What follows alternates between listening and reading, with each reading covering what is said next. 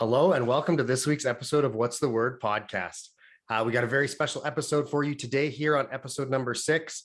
As you know, this show is all about connecting with the electrical industry, having relevant conversations with members from throughout the industry, just to learn a little bit more. However, you're always here listening to me and Jason talk to guests. I figured today we would have Jason Cox on, and he can talk about why he's here on the show and his background, and we'll go from there. So I'm really glad today to be talking to my co-host normally, Jason Cox.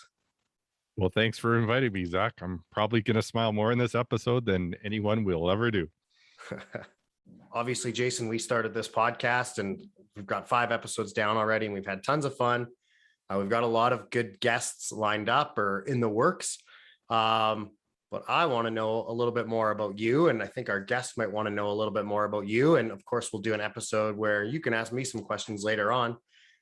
So why don't you tell me about your pathway into the trade, how you got into the trade, and we'll start with that. All right. So, and we say so when we ask the questions, and I'm starting with a so. How I got into the trade. I, like most people my age in the early 90s, society was sending all of us to university when we graduated from high school. A lot of the times we didn't know why we were going. That was just the career path that we were supposed to follow. And so I had no idea what to take university. And so I was really, it was difficult for me to jump on board and go in that direction and not have an idea of why I was going. So I took a year off, which is very similar to a lot of people we've heard from. And I took a year off hoping that some epiphany would come. It never did. I did end up attending 2.5 years of Mount Royal College in Calgary, which is now Mount Royal University. And I was working on a degree. However, the trouble I had getting into university, not knowing what I was doing, plagued me through that whole time at Mount Royal, to a point where I finally had to tap out and say, I can't do this anymore.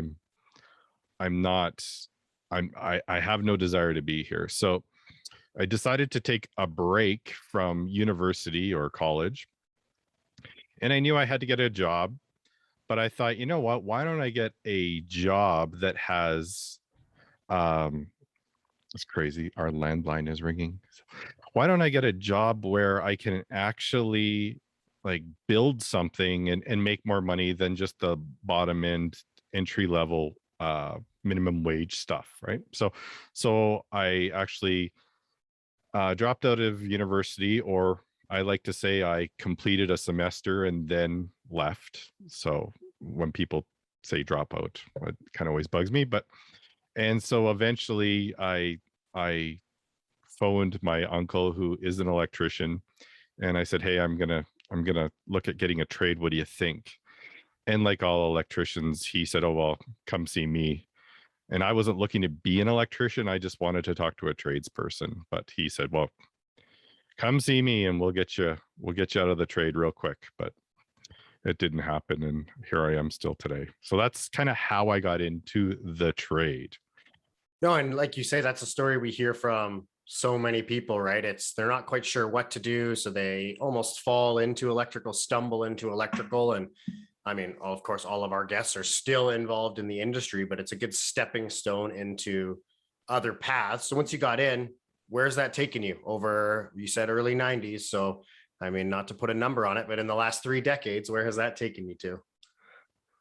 Well, we're not quite at 3 decades yet, but so I kind of stumbled on this in one of our previous podcasts, and people probably didn't pick up on it, but I was actually indentured twice. So I started my apprenticeship in British Columbia, and I worked there for my uncle, and he was a single owner, single employee company.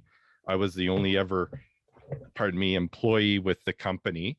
And I worked for him for about 6 months in the Kootenays. And I enjoyed what I was doing, but being a young adult in the Kootenays. It was quite isolated. And I decided after a period of time of doing a lot of residential and actually a little bit of diversity, it was a beautiful area to live, but I needed to move back to Alberta and work in the Calgary area. And so, needless to say, and actually, to be honest, I didn't mention this earlier, but I did initially look at joining the union out of, well, when I first started this adventure, my uncle said, I don't know, phone the union, see if they'll put you to work. But there was no work in Alberta. And so my uncle said, well, come out and work for me.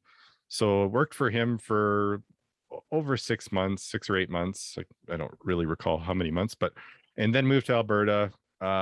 Still no work in Alberta, but I got a job, but it was in industrial. So I didn't know what that was. So I just said, sure, electrical's electrical, and went and did some industrial for a year and a bit.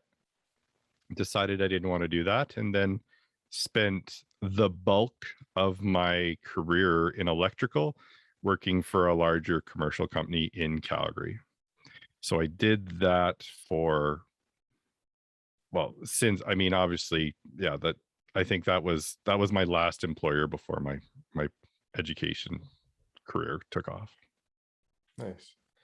Very cool. And I want to get to your education career because it's, I don't know, how we met and why you're here. And along the way, you got a second ticket. You picked up your data communication wireless something technician. You tell us what that is. So it's very interesting. This multiple ticket phenomena, or whatever we want to call it now, is becoming very common. You and I both know several people that hold more than one ticket. So the company I was working for had the opportunity to start training apprentices, so it was an electrical contractor, but they also would now have the ability to train communication electricians. So I indentured in that apprenticeship after receiving my Red Seal journeyman ticket. I think I worked as a journeyman for 1 year, maybe. It was a long time ago. Worked as a journeyman for a year and then looked at that opportunity to do the data apprenticeship. And so I indentured into a program called the Communication Electrician Network Craft. So that apprenticeship was split into 2 different sections: the network craft and then the construction craft. So the construction craft would be actually mounting the poles and running the telephone and data and fiber lines and all the underground stuff. And I was more interested in the interconnection stuff. So I started in that apprenticeship, and actually our company could only indenture in the network craft. Yeah, that because we were in that skill set. So I decided to do that, like many other people that we will probably talk to and have talked to, because more training equals more job security. And one of the things that's lost in our trade over the last probably decade is the fact that working in the trade, especially in the electrical trade, it wasn't always a guaranteed thing that you would work 40 hours a week full time all the year, right? There was times when I was always looking to see what the next job would be. Hey, where are we going next? What's going on? What's going on? What's going on? And there were times in my experience in industrial and in commercial where you'd have to wait a couple days for a job to start up. And my experience with our company in Calgary was that the more skills I had, the longer I'd be working. So that's why I looked into a second apprenticeship. So that's why I did it. So this electrician communication network craft apprenticeship that you did, is this still an option? Is this still a ticket that's available in Alberta? And do you recommend that other journeyman electricians look into it as a viable second path? Well, something interesting about that is, first of all, our listeners will understand that the electrician trade in Alberta is a Red Seal trade. My second ticket is actually not a Red Seal trade, which I find amazing, but it's a moot point to me because I already have one red seal, so who cares? However, that apprenticeship actually changed while I was in it. And so initially it was called a communication electrician in the network craft. And then they just changed that apprenticeship to be called now a communication technician. So that change in the actual name of the apprenticeship annoyed a few people because they wanted to be called a journeyman when it finished. And very similar to Chelsea in our last episode, there was both men and women that said, I want to be called a journeyman. I'm a journeyman. And I agreed with what they were what they were saying, but I once again I was fortunate because I was already a red seal electrician. Now, is that trade still available? When I indentured in that trade, the problem was that that trade was predominantly for members of TELUS or members that worked at AGT. So AGT and TELUS. So it was a TELUS basically like there was 3 of us in our apprenticeship that were not TELUS employees. And so Nate and SAIT did the training for that. It was a new training program for SAIT. And when I indentured, I had to wait a very long time to actually get the schooling in Calgary. There was just a delay in demand, and there wasn't enough students to put it on in Calgary. So to answer that question now, is that apprenticeship still available? I believe it is. It is not available if you would like to train in Calgary. I believe that training is being done in Edmonton, but I do not know if that training is being done by Nate or if it's being done in-house by TELUS. So if people are interested in that trade, I definitely would talk to them about it. I would and give them my opinion about it. The funny thing is that the theory and the training in the communication apprenticeship was harder than in the electrical apprenticeship. So as a person with 2 tickets in communications and in power electrician, whatever we call it, as an electrician, I was always kind of like the go-between, right? Between, right, the stereotypes of the electrician and the data guy, right? So I'd always kind of talk back and forth to both sides because many times you would be on sites where there would be a contractor for the power on the site and then another contractor for the voice and data communication. So it'd be funny because on one site I could be the power guy, the next site I could be the data guy, and on some sites I was both. And I am proud that I was the first 2 ticket journeyman, or the person with 2 tickets at my company in Calgary, is the first one ever in their company. So yeah, talk to me more if you're looking at communication apprenticeship, and we'd probably both have to look it up together. Nice. Very cool. So with that double ticket in communications and electricians, what kind of doors did that open for you in the field? Well, it's funny because when we first talked about, in a previous episode, I talked about not wanting to be the ditch digger, and because I was a laborer, and then I wanted to become the apprentice. So we'd get, I was too good for digging the ditch, right? So I was a little naive with that. So I kind of thought that once I was a journeyman electrician now, and now I was indentured in a apprenticeship in communication now, that I'd be off of all the hard rough stuff of the electrician job, right? But it turned out that no, I was exploited for both positions.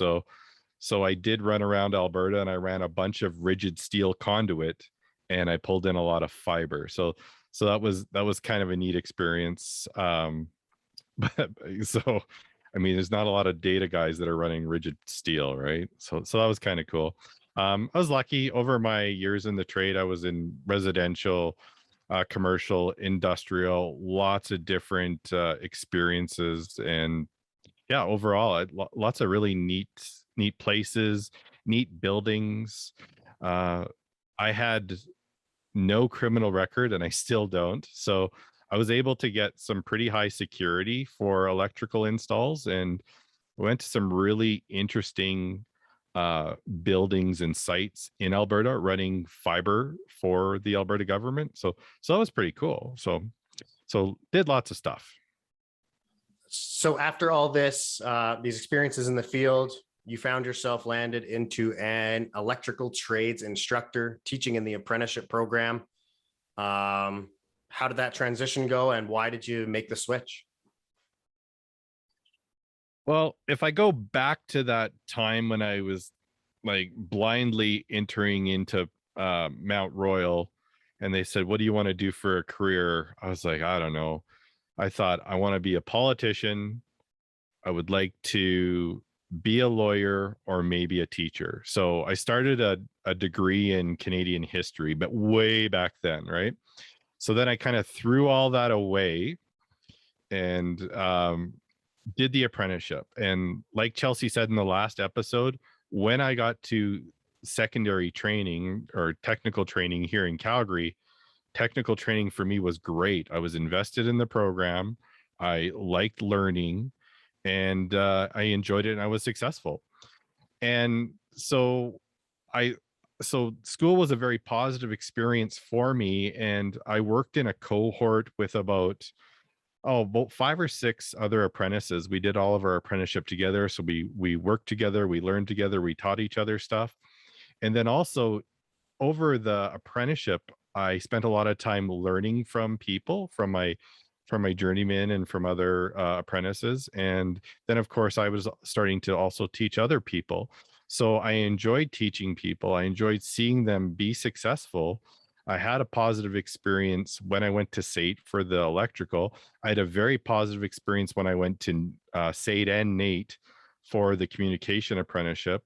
And I was very fortunate that at the time my teaching opportunity became available in Calgary. There was already a handful of people that I'd worked with in the trade that were now teaching electrical apprenticeship. So and they continually through the years encouraged me to come and try and become an apprenticeship instructor. And so the opportunity was there. And ironically, 2 of my former apprentices had also applied for the same position. That year we hired 10 plus instructors. So I was actually hired with 2 of my former apprentices. And that was 15 years ago. So I've been teaching now for 15 years. And you know what? It's lots of fun. So in the trades, there was a lot of hard work and some fun days, but with my teaching job now, we try and have fun every day. Mhm. That's very cool that you've been like, in that role now for 15 years, seeing as things have changed over the years. I mean, COVID aside, the last 18 months aside, I'm sure there's been a ton of change in that education field for apprenticeships. What have you seen changed for apprentices coming to school? What's the experience like for them? How is it different now from 10 years ago? I'd probably look at it more from the perspective of how is it different now than when I was an apprentice, because you kind of remember that stuff versus 10 years ago today. But so back when I was an apprentice, we didn't have the ILMs. So basically it was some note packs pre-manufactured by the instructors and textbooks. And so now today the ILM frameworks in place. What are the ILMs? So I believe those are called independent learning modules. And so for each year of the apprenticeship, there's different subjects, as you know, and like code would have a module on section 10 for grounding and bonding. So back in the day, we probably wrote more notes. But now today the students have those paper resources in front of them. We also back in the day too had very limited or archaic computer systems to do online quizzes. That of course has changed over the last, well, since I started in the trade. And now of course students can now do their online quizzes and some of their online assignments on their phones. So the big thing that's changed since I started working in the education field. And where we are today is, of course, technology. When I first started, if you could get color overheads for your class, right, you were giving the primo presentation. Whereas now, I mean, everything's done. Like, I mean, now we have the internet, and that's another thing too. When I did my apprenticeship, we did not have the internet. So now, as an instructor with the internet, there's so many resources online to help you supplement your information and to help the students. And so yeah, so technology has changed so much, and then obviously now using products like Zoom and Microsoft Office, we're able to still present the course material to the students virtually.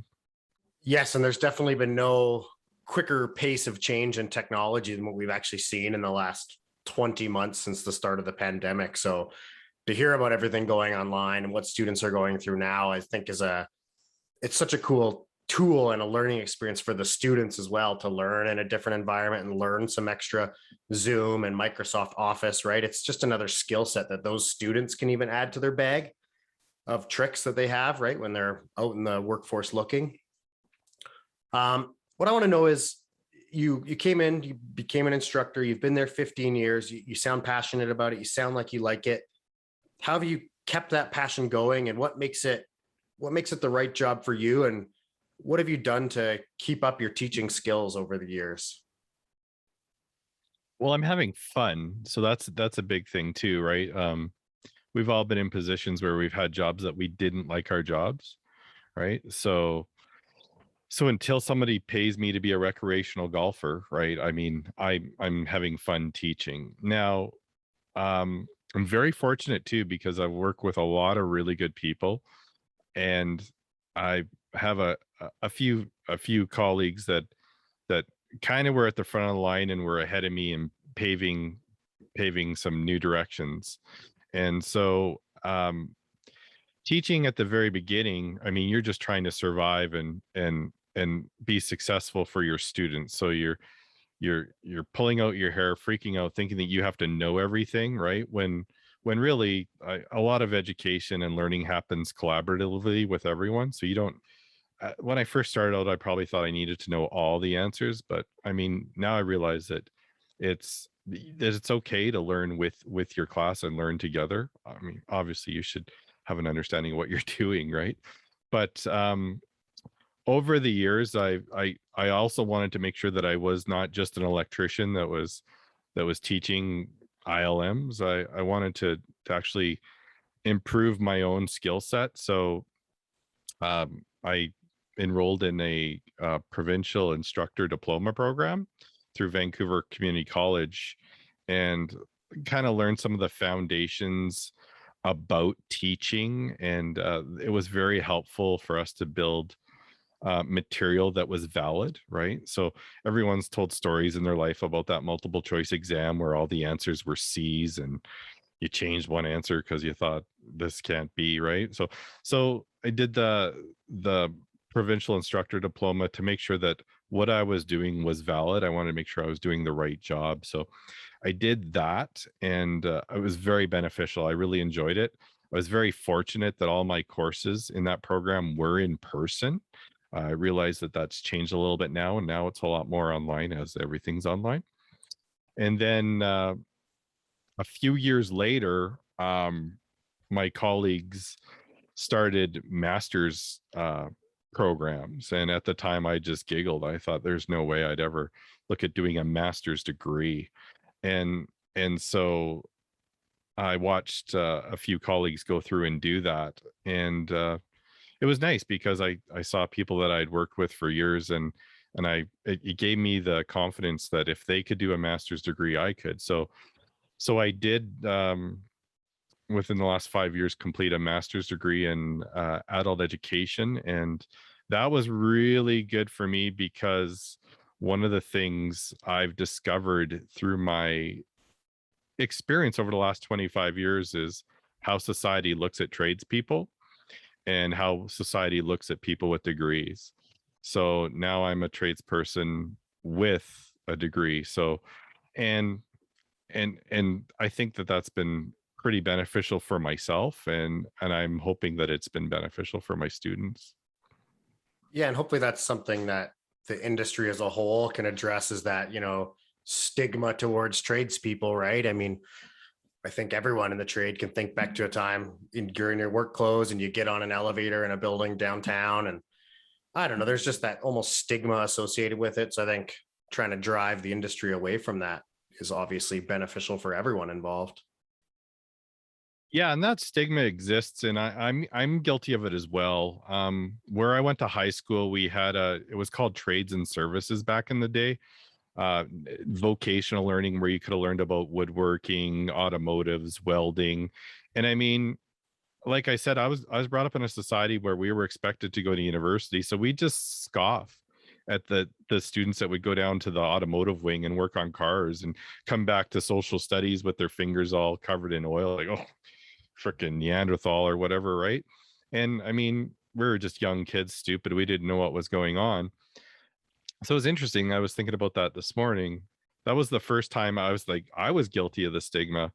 And when I decided to do an apprenticeship, I didn't look at myself as a university dropout. Like I had made a decision that I was going to leave university, and I obviously needed to take care of myself.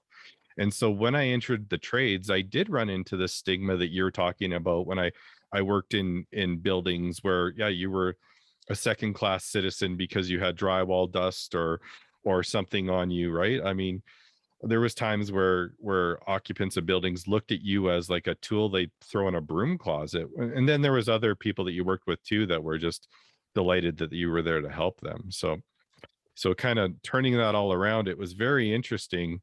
um the stigma is huge, and I was guilty of thinking down about people back when I was in high school that were taking automotives. And I mean, they were the ones that can change the oil in their car, and I mean, they're the ones now that laugh at everyone that spends $150 to get their oil changed in their car.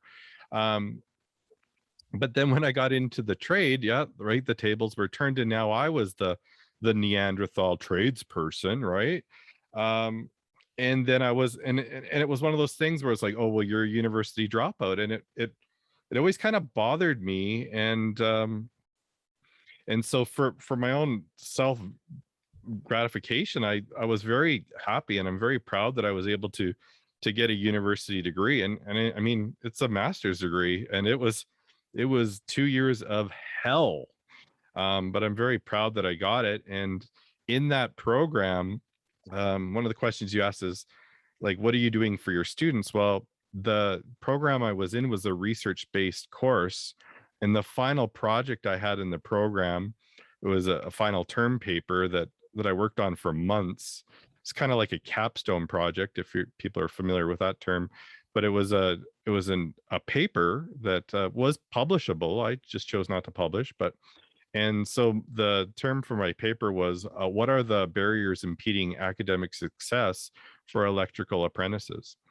And so I did a huge research project on that. And the project narrows in on electricians, or in the electrical apprentices, because of the scope of the project. They were concerned that apprentices in general was too vast, and I needed to narrow it out. However, when I look at the barriers to academic success, stigmas on there, lack of mentoring, funding, numeracy and literacy, so problems with reading and writing and problems with math, problems with job security, problems with time management, and then the other huge one is learning disabilities. So learning disabilities are obviously throughout all of society, but the numbers of students with learning disabilities in the trades is massive. So going through and doing all that research validated a lot of the problems I'd run into as an instructor, and it gave me more information about why my students weren't succeeding. So my concern for students is I want them to succeed, I want them to be successful, and I want them to be satisfied. And a lot of times I have to tell them, look, I want you to be satisfied. Realize that I don't make the curriculum, right? However, I want you to be satisfied that we were able to get through the curriculum together. Mhm. No, it's very interesting. And I think, I mean, obviously that program's given you a broader view on adult education, and then to be able to do that capstone and narrow in very specifically to your, day-to-day job is, I don't know, such a cool learning experience. And you're obviously a lifelong learner, as I am myself. And I think just keeping that going is how you can still keep progressing in the trade, right? Even after 15 years in the same job, right? So, Yeah, absolutely. Yeah, it's lifelong learning is not a catchphrase, it's a reality. Jason, that now brings us to the podcast. It's your most recent endeavor.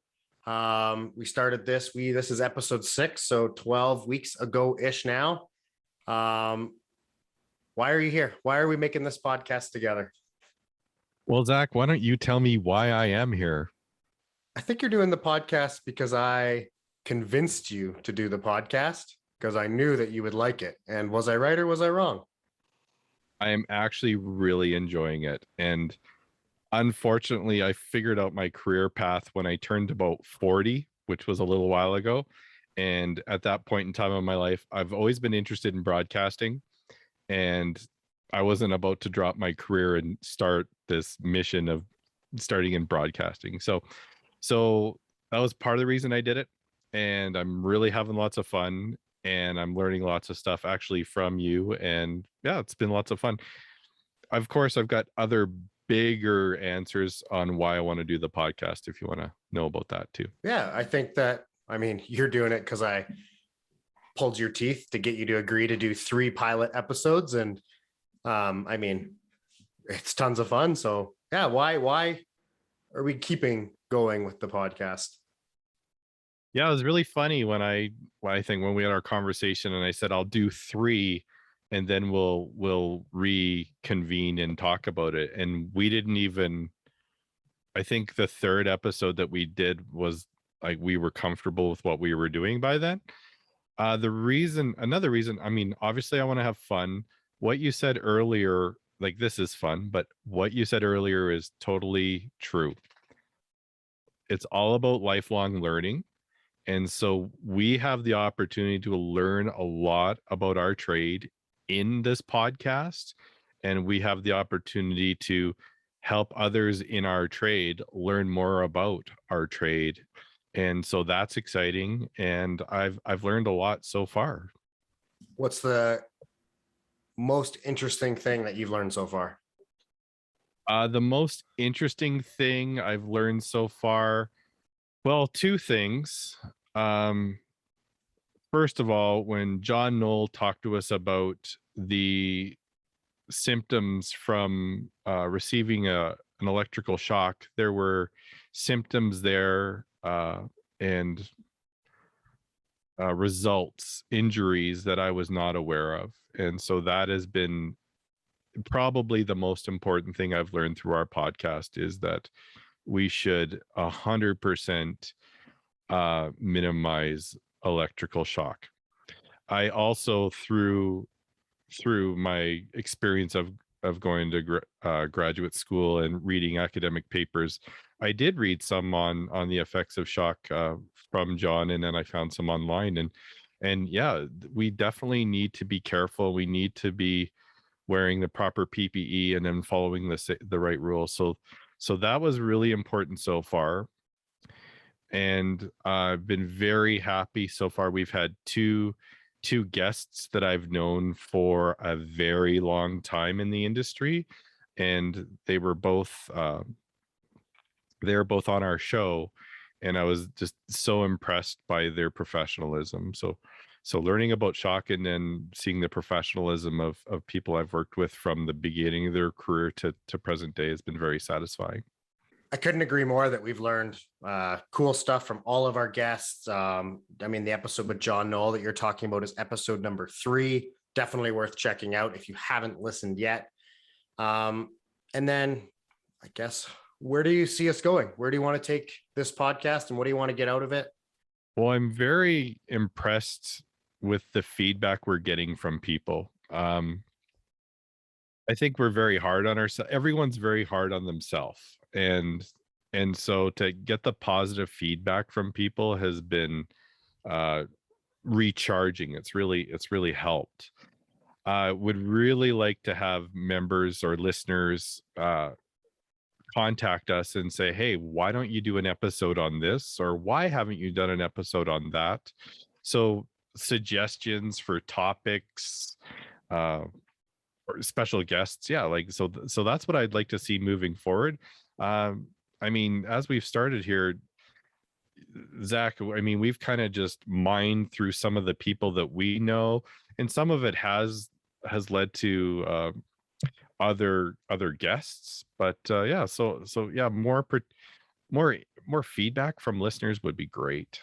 Yeah, engaging with the electrical community, I agree, would be excellent. And obviously, for everyone listening, you can reach out to us on Facebook at What's the Word Podcast. Join our page there, like our page. You can send us a message, reach out to us if you have any suggestions, like Jason says. We would love to hear from you. And other than that, Jason, I mean, I just wanted to chat with you today about that, like you're going to do with me one day. Anything else you'd like to add? Or if not, then where can people reach out to you if they want to chat with you some more? They can find me on LinkedIn. It's pretty easy, just Jason Cox, LinkedIn. I mean, Calgary electrician, I think, is my title. I think you can find me through there. As you know, Zach's smiling here because when it comes to the technical and the Instagram and the Twitter and the Facebook, all the social media, all the tech stuff, Zach is he's our expert on that. And I'm sure if you've listened to a few of our episodes, it's very obvious. Thank you, everybody, for coming and listening today. I had a great time chatting with you, Jason. And even though we've been, friends for years and talking together for 12 weeks now on the show, I even learned quite a bit from you tonight, more just about how you got to where you are. We never really discussed your apprenticeship or anything up until we met. So it's great to hear that. For everyone who's listening, please make sure you subscribe to the show so you get your automatic downloads every second Monday when they come out. Like I mentioned, reach out to us on Facebook or Instagram at What's the Word Podcast. Yeah, we'd love to hear from you. We'd love to have you subscribe, share it with a friend who you think might be interesting, and keep yourself safe out there. And if you can, someone else too.